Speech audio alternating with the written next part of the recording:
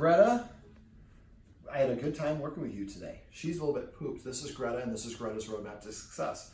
I'm going to try to summarize this stuff, and this is going to be a very different roadmap to success than I normally do. I do two types of dog sessions. I do a dog behavior session, which is really about obedience and helping the dog respect the human and building some control. This one was really about helping her learn to be a dog again. Now we're going to do a follow-up session. I'm going to bring a friend of mine's dog, Moose, over here in a couple days, and we're going to see if we can use that as an incentive to get her moving around in a little play.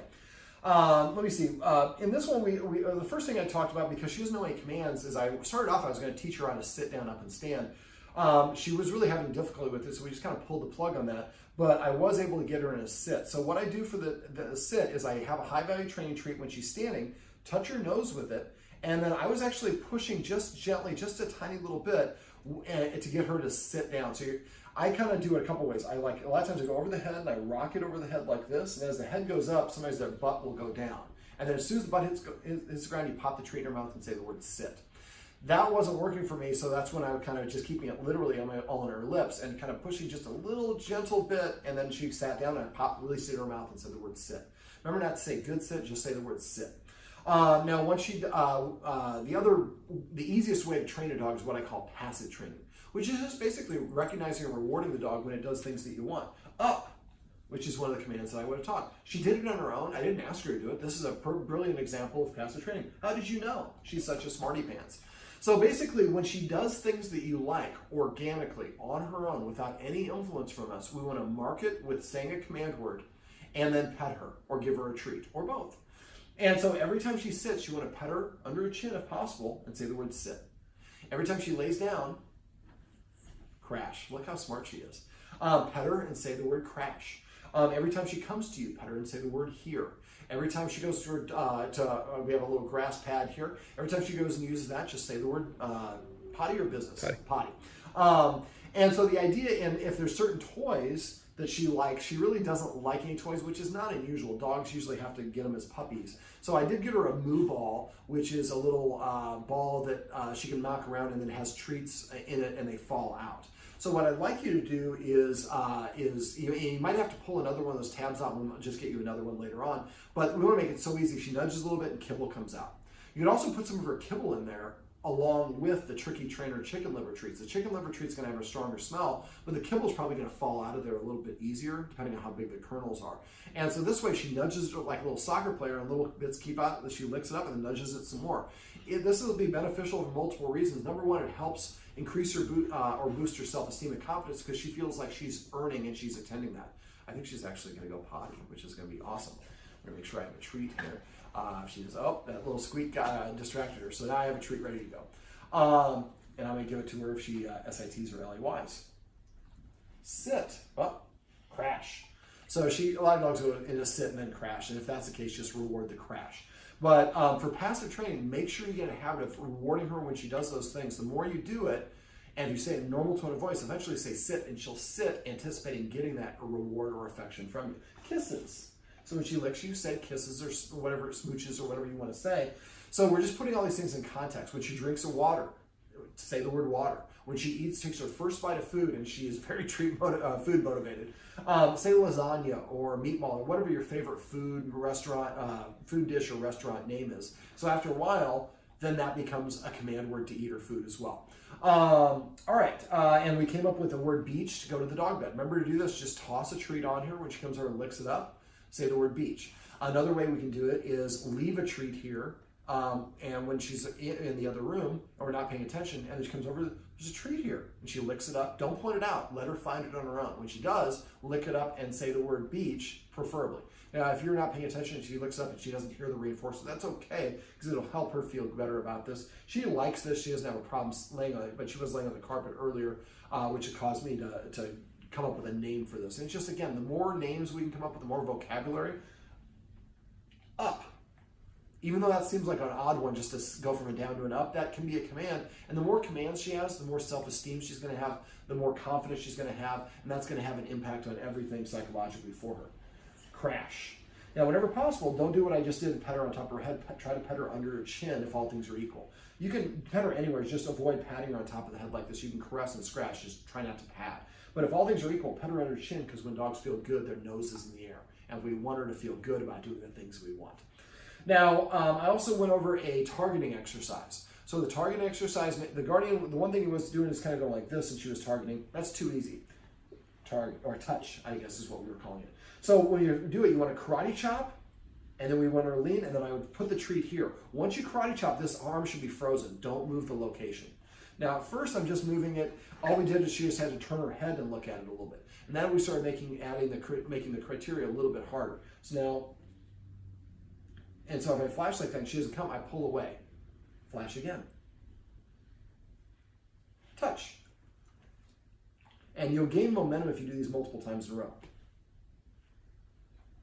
Touch. So that way she had to extend a little bit further, and eventually you'd like her to take 1 step, then 2 step, then 3 step. But if you chop here and she doesn't come get it, after about 2 seconds, pull it back and make sure she's always looking at you when you chop, and make sure you chop kind of off to the side so that she sees it and hold your hand diagonally. But that's it's an easy command to learn, and it's just one of those things where it helps you manipulate her if you want to push her, put her in a different position without having to physically manipulate her. That'll activate her opposition reflex. Now, we also went over one of the easiest things you teach your dog to do is come. Now, I went over when you do that, make sure you have a bend of your elbow so it's a 90 degree, but I would be extending it towards the dog. Before I call the dog, I have the treat in my hand, I'm holding it like this.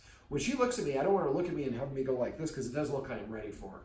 But if she looks at me, I'm looking like this, she's, oh, he's holding a treat out for me. I'm going to go to him. That's the whole point. When she does come, I lower it, let her lick it off my hand, and I would say the word come. Eventually, I usually raise my hand and put him in a sit, make him sit when they come, but Rome wasn't built today. We want to build up some skills. The come works best if you have 3 or more people. So if you have any friends that can come over to meet her, the more people that come over to meet her, that's going to help with her having a positive exposure to people, and it's just more stimulus, so it would be helpful. So I try to shoot to have, if you can, have 2 people come over to meet her a day, if you can, and start playing come. So I have one person sitting up here, and then one person sitting over there by the door, and one person sitting over there. And at first we went about 7 feet apart, but eventually we like her to go into the 8 feet apart. We're in the next room, and somebody's sitting on the bed, and somebody's in the kitchen. So when she hears the person say come, she can't see them, but she goes to them and gets a reward. But at first when we do it, we want her to be able to see. So we have at least 3 people, more people is better. But each person should have about 5 or 6 treats, 5 to 10 treats maybe. And I'm just tearing these tricky trainers in half. And then basically one person calls at a time. Now if I call to her and she comes to me and I give her the treat and then somebody else calls, what we're saying is the word here. At first we're just going to say her name, Greta, or make a kissing sound like this. Well, most dogs will come if they hear that long smooching sound. So what I do is I have my hand ready and I say, Greta, and if she looks at me and comes over, then I give her the treat and say the word here. If she doesn't, as she didn't come right away, I would kiss to get her to look at me again. When she looks, then I start lowering my hand. The lower you go, the more it's for the dog. Keep having the person lower it all the way to the floor, and you might have to kiss once or twice again. Now, if I called her and gave her the treat, and then somebody else is calling her, and she's like, no, I know David has more treats, I'm going to cross my arms and hold still and look up. And don't engage with her at all. We want her to understand that you need to come to the person who called you unless we're doing passive training. For passive training, up. Every time she comes to you, you're going to pet her and say the word, oh, crash. You're going to say the word here when you're alone. So if she goes to get a drink of water, comes back to you, say here. It's the end result. She was doing it anyways, but it's still modeling or marking that behavior with the name, so it creates a command word. But that's a super duper easy one. And not only does it help her amass a new skill, it also helps her engage with other people that she doesn't know and have a positive experience. She probably didn't have a great experience the first year of her life in that scrap pile. And then at the shelter, it's kind of in the sticks, the shelter she was at. I mean, it's like in a water treatment plant. You can't even, so there probably weren't a lot of humans that she interacted with other than the shelter staff. And once she gets to know them, that she's comfortable with that particular person. We want her to meet a variety of people so that she learns and builds confidence that people are good. People are somebody that are friendly. They're going to give you treats and tricks or attention and love. And so I don't have a negative association with them. Now, to get her moving around, I'm trying to think if there's other little training things to go over. I think that's it. If you forget those, let me know. Now, the other things that we went over is I want her to get dogs get over things by literally moving forward. And so one of the things we did, I put a long lead on her, which was probably too long. I didn't know what she was going to do. We wanted to make sure she stays safe. So what we did is we opened the door to the apartment and we walked in the hallway. Now this is kind of I don't say a courtyard, but there's a hallway and it's kind of in a courtyard-esque. And so what we did is we propped the door open, we put her on a leash, and we didn't hold the leash, we let her drag the leash, just in case she ran off. That's why I had it as a safeguard. And so basically what we did is we walked out the door and just started walking down the hallway. We didn't invite her, didn't say anything. She's afraid of being left alone. That's cortisol, the little jump that she just did when I touched her. That's from the stress hormone from not knowing what's going on. You should see less and less of that as she gets more comfortable. And remember, if she is scared, don't pet her when she's scared. Lay your hand on her to let her know, I'm here with you, but don't pet her because you'll amplify the fear. So what we did was we just opened the door, we propped it open so the door was open. So she had a free return if she wanted to come back. We walked down the hallway. And we got probably about 25 feet, and we went around a corner, and then she got to a certain point, she wouldn't go past that. So we just kind of waited. We didn't call her. We kept on walking. We were about 25 yards past that. And then we just kind of waited a little bit, and then eventually she turned around and went back. And we came back. We want to be careful about not always coming back as soon as she turns around and comes back. But that was the first time that she'd probably been out of the apartment for a while. We want to not make it traumatic. Again, we want a positive experience. Now, we did, and then we came back and let her recharge her batteries a little bit. And we did, next time we went out there and we sat down in about the same place that we were. Well, this time she went about 5 paces past where she was before. And I'd left some treats on the ground. She did eat a couple of those treats, a couple she left alone. Eating treats is a good sign that she feels comfortable. So that sort of activity, leaving some treats around, I was trying to leave them, if she would only go to this point, I try to leave the treats here so we create a breadcrumb or a motivation for her to go. So take note of how far she goes down the hallway each time. And next time that you do that, when you pass that point, pass it like a foot, and put like 1 treat, then about 6 inches, put 2 treats, then about 6 inches, 3 treats, and then 4 treats. Kind of like that pyramid that we did outside, and we'll talk about that too. And then just go down and then just kind of sit down there. And it's nice if you can do it during this time of the day when there's not going to be a lot of busyness or traffic or people walking around. If there is, or something negative, there's construction, don't practice at that point. We want to make it as easy as possible so she just practices moving forward, literally, and having a reward and nothing bad happen, and being exposed to the outside in a very limited capacity. What we call the jackpot, the pyramid, 1, 2, 3, 4, that's just about a foot outside of her previous limit, should motivate her to go a little bit further. And she comes and takes some of them and turns and walks away. That's okay. But the whole point of this, we're not telling her to come, we're not encouraging her, we're making a reward available, and we're hanging out and we're very casual. But she's doing this on her own volition. That will help build her own self-esteem and confidence. We're not pulling on a leash at all because we just want her to do it and feel comfortable and confident about wanting to do it. Otherwise, pull the leash and she's just going to activate the opposition reflex and also help her develop a negative association. So the other thing that we did, so I'd like the guardian to do that probably like 5 to 10 times a day. And what we should start seeing her going a little bit further, a little bit further, a little bit further. Eventually, it'd be nice if we can go to the stairs and go to the stairwell and do the same sort of thing and just go to sit at the bottom of the stairs. And at that point, you might want to have the longer lead. Now, when you go to the stairway, there's a doorway that's going to close behind her. So that might make her feel a little bit nervous. So the first time you do it, you might just get a door jamb. You're probably not allowed to do it in the building, but get a door jamb just while you're practicing. Open that door to the stairs and do the same sort of thing we did on the deck, which I'm going to talk about in a minute. Just put a treat right inside. She goes and she doesn't even have to stick in there and licks it up and walks away. The next time, a little bit further, a little bit further. And we keep on repping that until she'll go with all 4 paws out there. Now, stairs are hard for dogs. So it's possible that she might not like doing the stairs. If she is, if they get to the point, don't force her. Just let me know. But what I'd like to do is once she's comfortable and confident walking in there, then you walk in there and close the door, give her a treat, and then leave. And she just go with you. So when the door closes, I get a treat, and then we immediately leave. So again, we're creating a positive association. Next time I close the door and give her a treat, then kind of linger, give her another treat, and then leave. So the idea is to elongate how long you're in there. And eventually, after doing that 3 or 4 times, then you go in there, close the door, and sit down right there at the top of that flight of stairs. Have her come over, give her a treat, pet her a little bit, maybe toss a treat, a little bit. If the stairs are going down here, maybe I'm sitting in the middle of the landing, I put a treat here, she licks it up, then one here, get her to cross me and go a little bit further. Just want her to get comfortable on that landing. Then eventually we want to put, if this is the landing, let her see one, put a treat right on the edge of the step, and next one, put 2 treats down here. I don't have to step on it, I'm just going to lean down and pick them up. That's fine. And then eventually, so we're doing it just right here on the step. Let's say this is the edge of the step. Then eventually we put it on the edge of the step a little bit further. And then maybe put 1 here and then 2 on the next step. And so we're going to keep on breadcrumbing her and creating that longing for her to take 1 step and 2 steps and 3 steps. And actually, when you're doing this, it'd probably be easier if you did it on the steps going up. There's another floor above. It's easier for dogs to go up than go down. If you're mountain climbing, it's easy to go up. You'll start looking down and you get a little freaked out. Those stairs shouldn't be as bad, but it's just easier for dogs to do it that way. And again, we want to use whatever is the easiest. But I'd like to get her eventually taking 1 step, 2 step, 3 steps, and again, just go at her pace. And if you get hung up on this, like I said, message me and we can talk about it and come up with an adjustment.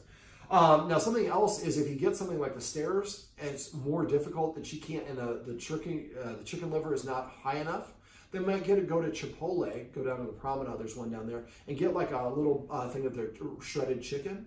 And either if it's fresh or from Chipotle, it'll be warm. The smell of that is going to be more appealing. So maybe when you're coming home, you grab some of that, put some of that down, and that creates more of an incentive or a motivator to want to go because now it's really good and it's warm and it has a smell. And we're just going to keep using those sort of things to get her going further and further. Now, we talked about some edibles for her to get. This is a cow's kneecap, which she really likes. We got her some bully sticks. The Guardian said that she likes those a little bit. The antlers and the water buffalo horn, some of those things she's not really into. I'm going to take the water buffalo horn and the antler when I leave, and I'm going to let Robert and Ruby, the dogs I live with here in Santa Monica, have those for a day to chew on them, or a day or two, and then I'll bring them back. Sometimes if another dog slobbered on them, that kind of makes the dog, oh, you want it? Well, maybe this is good stuff. And that might get her into it, but toys are often hard for dogs if they weren't introduced when they're younger. So she might never be a toy dog, but the little purple mood that I gave you should help. Now remember, feed her out of, you might have to take the second tab out. When we get to the point where it's just super degrees, then you just buy another one that makes it a little bit more challenging so she has to work for it. But at first, we want her just nudging that sucker around, and that will help her start engaging with the toy a little bit because there's some food that comes out of it. Keep on doing Kongs. Peanut butter is not something that Guardian uses, so I would use just get her kibble, put hot water in it, enough of it so it's all floating about 1/8 of an inch or 1/4 of an inch, and then put it up on top of the fridge and then let it sit. And after a while, all the water will be gone, and they'll all expand like little marshmallows. You can kind of mash it up like mashed potatoes, and you can just put that in the Kong. Some people also do different things like you can do cheese, but I wouldn't fill a whole Kong up with cheese. That would be too much. But doing that sort of thing gives her something that she can interact with. And the Kong kind of satiates that primal urge of hunting. That's why I think the moo ball she'll like, because she kind of feels like she's the one achieving the food out of it as opposed to just being given food. She loves food, don't get me wrong, it's fun. We're going to talk about food here in a sec. Sorry, did I disturb you? Good girl. Now see our ears are way far back? You should see them more to the side as she gets more and more comfortable. Back is kind of like, like if you have long hair, you pull your hair back if you're going to get in a fight to get it out of your way. And for dogs, the ears going back can be a sign of apprehension or fear or anxiety or stress. So we'd like to start seeing them kind of get a little bit more comfortable. Okay, so the last thing about we have a little deck out here outside. So what we were doing is we were breadcrumbing. We were just putting it like, if this is the doorway, we just put a treat right here. She came in, licked it, and walked away. Then we would here. Eventually she'd take 1 step out, 2 steps, 3 steps, 4 steps, and then we had her walking out there. And not only was she getting the treat, she was lingering and looking and experiencing some things. So I'd like the Guardian to do like at least 5 times a day the hallway deal, walking and getting her hopefully to go a little bit further and using those breadcrumbs if we need to. Probably doing this about 5 times a day as well. And if it's a nice day, whenever possible, try to leave that door open. The more that she's exposed to the sights and sounds and smells of downtown Santa Monica, because that's where we live, that's going to help her when we actually do start walking on walks. All the sounds nothing's new. Now the smells are going to be a little different. She's more proximate, and now she has people bustling by and all that. That's why helping her practice, I would really focus on just having her, eventually when she is comfortable walking, just walking around your courtyard and your hallways without going outside at first. Just getting her used to a little taste of the outside and being on the leash, and don't drag her, don't pull on the leash, just hold the leash and have her, encourage her to come with you. Having a copious amounts of treats helps. Sometimes if she gets hung up here, you can throw a treat 1 or 2 feet ahead of her, and that sometimes helps motivate the dog to take that next step, the next step. Keep it short at first, just walk to the end of the hallway when she can and back, and eventually walk and you're going to eventually take the stairs. And first floor, second floor, third floor, and the lobby has more, the courtyard has a lot more room. There's a parking garage. That would be another wonderful place to help her practice. But again, not at when people are leaving for work or coming back from work. We want it kind of no cars really moving around. We want her just to practice exposing her to all these things in the easiest version possible. Now, once you're ready to start trying to take her outside, it's probably, we shouldn't try to take her outside unless she's showing you she's walking with you comfortably anywhere in the complex. She's comfortable going out there, maybe even going out there and sitting out there and looking at stuff. Now, when I come back the next trip, I'm going to bring my my buddy's dog Moose, and we're going to see if we can use Moose to get her to try to go outside. But this is just kind of to jumpstart a little bit. We want to go in small. We want to build that good foundation that we talked about off camera, so she's comfortable about it. But sometimes the dog will surprise you. It'll be ready for a step that we're not ready for. The whole idea, though, is to go at her pace, not at our pace, just because we want to do something. And she's got a really good guardian. He's very patient, and a lot of guardians would mean well, probably wouldn't be ideal. You're actually a really good guardian for her because you teach essentially for a living, so you're comfortable at reinforcing and being patient, and you have a nice energy to you, which is really what she needs. Some people are really kinetic and, alphas, you got to go faster. Well, that's going to make it worse for her when just build on constant success. Now, the last thing I want to go over is feeding. She loves to eat. So right now the feeding is over here by the kitchen, but what I'd like to do is I'd like to move the whole food carrier over towards the bedroom. There's a little place next to the little credenza in front of the TV, and that's closer to the outside. So what I want you to do is like one meal, and I was thinking a couple meals, but from where the guardian's saying, you probably move a little bit faster than what I was thinking. I was being a little bit cautious. So maybe have you fed her today? Yeah, one bowl. Okay. So maybe when you feed her again for dinner, just feed her over there, and then next time, take it away from the wall so she's facing the deck, and they have the window, and maybe the first time if she gets spooked, close the door, but I'd like to, if possible, have the door open so she's looking out at the deck, but it's about 4 feet away. And then each subsequent meal, we want to move it about 6 inches closer, and you can move maybe a foot, go at whatever pace. If you move too big a jump, she won't go there, then back it up a little bit. But the idea is I want her facing the outside, and eventually I'd like the food carrier outside, just so all she has to do is stick her head out, and then 2 paws out, and then 4 paws out, and eventually put it all the way on this side of it, so she's got to walk all the way out there and eat all of her food, and she's having a positive reinforcer, all this food's delivered, while she's hearing all these sights, sounds, and smells. Now, something else you might want to get is an Omega treat ball. I think that's what it's called. It's on Amazon. You can get it at Chewy or other places as well. I get one that's orange, that's probably maybe a size of like a cantaloupe. And it'll look kind of like a golf ball. It's orange and it has some dimples in it, but one of them will have a hole, and there's a sleeve in the hole. And you can put all of her kibble in there, and she's got to nudge around just like the moo ball that I gave you. And this will be easier than that one, though, if you fill it all the way, not packed full, but most of it full. And the sleeve causes, I have to, if this is where it's round, so if this is where the sleeve is, I have to rotate it around all the way so that some food is on, and then the centrifugal force will get it to come down. So she'll have to nudge it quite a bit. But after a while, dogs get like little soccer players, so she's nudging this thing all around. It'll make it's a good activity it's stimulating for her. It'll boost her self-esteem because she feels like she's earning that food, and it gives her it's fun to watch the dogs do. And the wild dogs spend 90% of their time looking for food. So when we provide it in a bowl, they're like, what am I supposed to do with the other 89% of her time? Since she can't go outside and she's already a little bit light on exercise, we want to that's a good way, and it's mentally stimulating. So she probably will be tired afterwards as well. But that would be something I would do after you've gotten her to the point where she'll go out and eat there. That's just a nice little thing. And I'm hoping that it's going to start picking up speed as we go. But right now we're just going to go slow and make sure that we're establishing a firm foundation. Let me see. Kissing sound is your affirmation. So if she's not paying attention, do a long smooch. The guardian was kind of doing it. Those work, but like a.